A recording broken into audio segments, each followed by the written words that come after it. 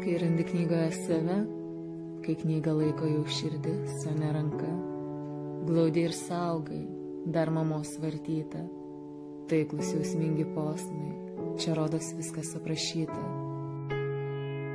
Tarytum ranka palėtėjo, tarytum sukluso manim, viršūnėm nuėjo, sugrįžo šaknim. Žemė, tėvynė, žodis, rūgys, egzistencija, vanduo, oras, ugnis, neris, nemunas, gyvenimo prisiglaudimas, vaikas, meilė, ramus išėjimas.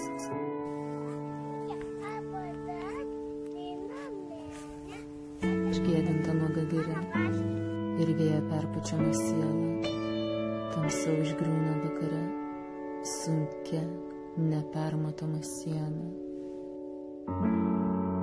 Gali būti suniekintas, pamintas, išliksi gyvas, pilnas, kaip ir tu.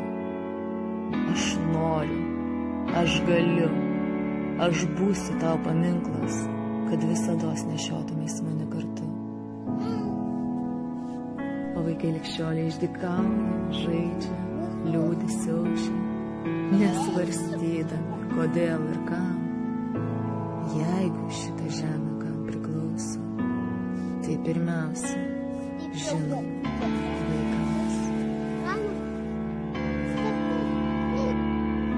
Kaip arti buvai, labai arti, taip arti, kad net sunku tikėti. Žmonės tampa viens kitam kiti ir be dulkių pradeda pilkėti. Žmonės, būkite švyturiais ir spindulingom rankom apsikabinkite iš tolo. Būkit plieniniais linais, kuriais atitempia laivus prie molo. Pabusiu, pabūsiu, pajusiu, esamas jau esu, lauktas, nelauktas jūsų, visas, visiems, visų.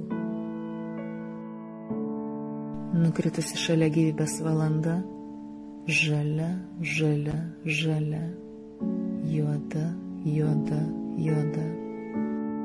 Ačiū, didį žmogau, tu amžinai liksi mūsų širdise.